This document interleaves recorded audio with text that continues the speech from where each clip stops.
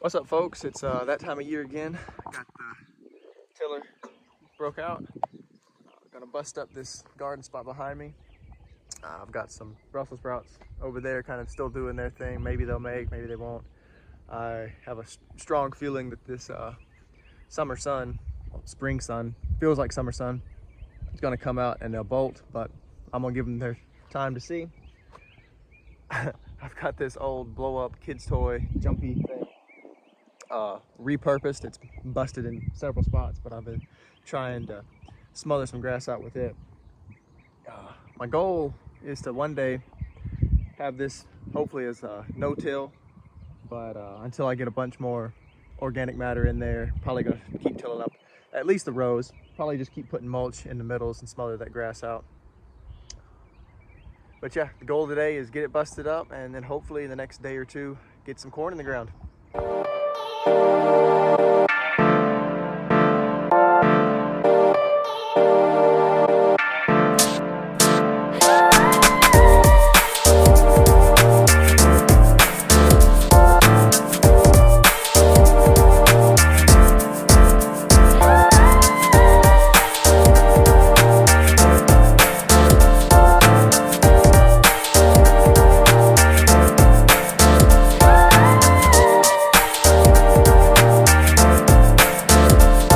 I know it's hard to see on camera, but I've only done 2 rows here.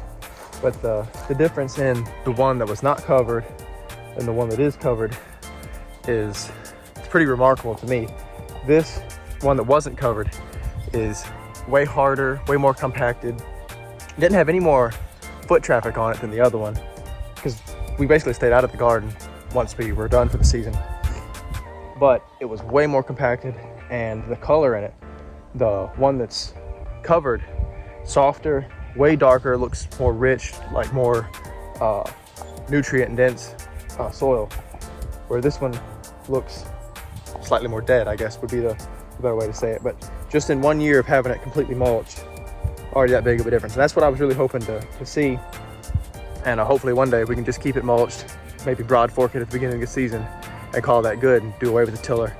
The tiller, you know, it resorts all the layers, so all those microorganisms you've got down in there that really feed your plants get disrupted and can die from it. And where something like a mulch and broad fork system, no-till effectively, preserves those layers and those microorganisms.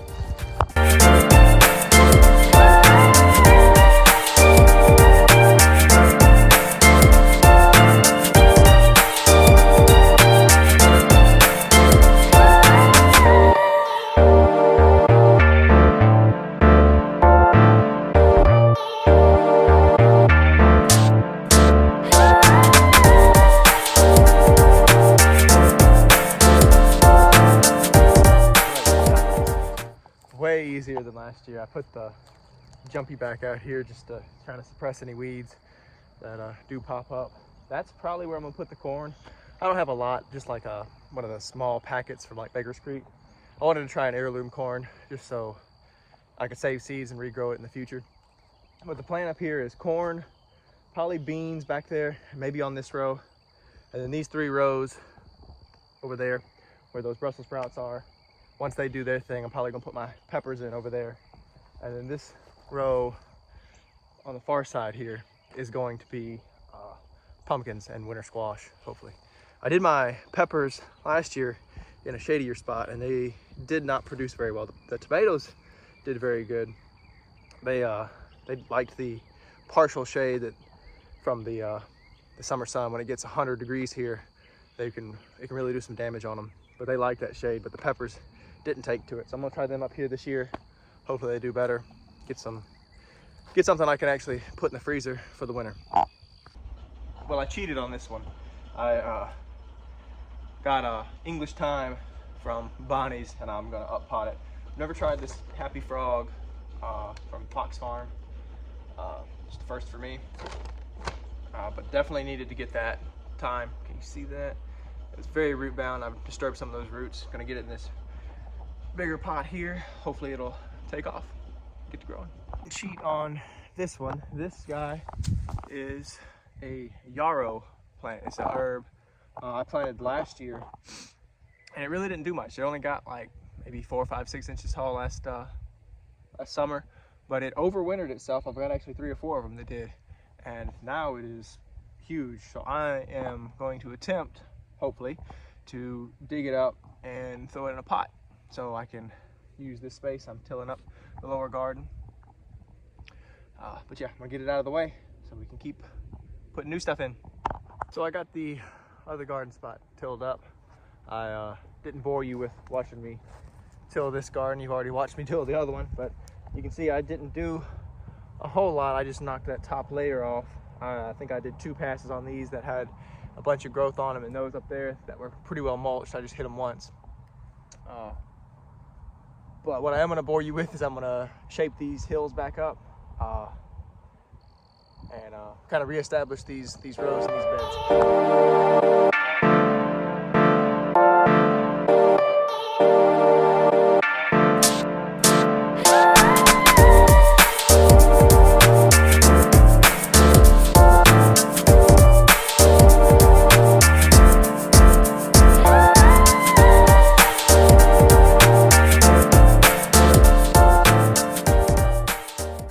So you probably couldn't tell a whole lot in that video, but I really wasn't doing a whole lot, so that checks out.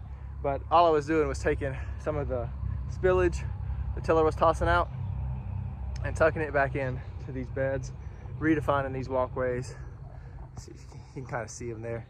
And yeah, the walkways are still pretty grassy, but I'll take a bunch of mulch, smother that. Hopefully it'll kill all of that. If not, we got the hoe to work with. But yeah, the only other thing I'll do probably for getting this garden spot ready is probably get some compost, top dress these beds, and plant and mulch. Mulch really heavy. Can't stress that enough. A lot of hay can solve a lot of weed issues. But yeah, that's pretty much it. Well, I've got y'all check out these strawberries. Nothing compares to a homegrown strawberry. I'm talking about nothing. Those store-bought ones, complete trash. We got a few last year and planted this extra row here this year, but these that have been there established are putting off a ton of blooms. So pretty excited about that. I know the little boy named Jessie that will eat as many as he can pick, or I'll let him pick at least. All right, so it's the next day. I got my helper out here with me, and we're gonna go ahead and poke this corn in the ground. It's Bull's Sweet. It's an heirloom corn. Never grown an heirloom sweet corn, so don't know how it tastes. The plan is, if we like it, to let some dry on the stalk and save some for seed for next year. That's kind of the whole point of the heirlooms versus the hybrids. The hybrids, you get that super sweet flavor, but if we do like the flavor of the heirloom, we can save our own seeds. Ready to plant some? Yeah. Also, I didn't mention, we're gonna plant them in a block on these 3 rows here. When you plant corn, it's definitely better to do a block instead of like one long line. I probably only have enough seed really and truly to do 1 and maybe a quarter of another row. But when you do like that, you get very poor pollination. Whereas when you plant it in a block, you have more of that pollen transferring between between each row.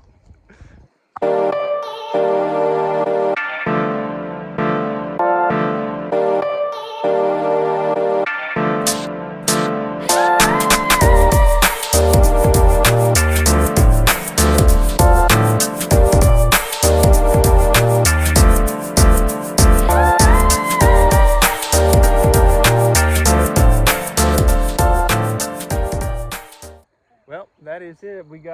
We actually did 4 rows and ended up going a little further than I expected. There's a little more corn in that packet, but hopefully in a few weeks we've got corn poking out of the ground, and then a few months we'll have some corn to eat. Okay. You like corn? Yeah. Yeah, me too. One thing I don't put a whole bunch of thought into is just how fine I can get these clumps cut up. As long as that soil is pretty loose, I'm happy with it. Once you get that soil loose, it can compact around that seed, keep it moist so it'll germinate. and sprout up. Anything that doesn't die, like some of these may continue to sprout just because there's so much dirt on there. But anything that does continue to sprout, as soon as I see the corn get an inch or two tall, I'll come in with a thick layer of hay and smother all those weeds out, and definitely get a layer in these middles between the hay and the foot traffic in the middles. It does a pretty good job of smothering out all the weeds, and anything that does pop through that I've got the weed whacker for. So that's pretty much our weed suppression. We don't spray any kind of herbicide, and I don't put a whole lot of time into chopping it up into powder. In my experience, you chop it up into powder and you get a good rain on it, and everything in there just turns to concrete, and you've got a brick for a garden. But yeah, that's pretty much it. A nice loose chop and a good layer of hay. Well, me and Jessie got the corn in the ground earlier, and got separate, the kids to bed. Now I'm back out here getting ready to put some seeds in a tray.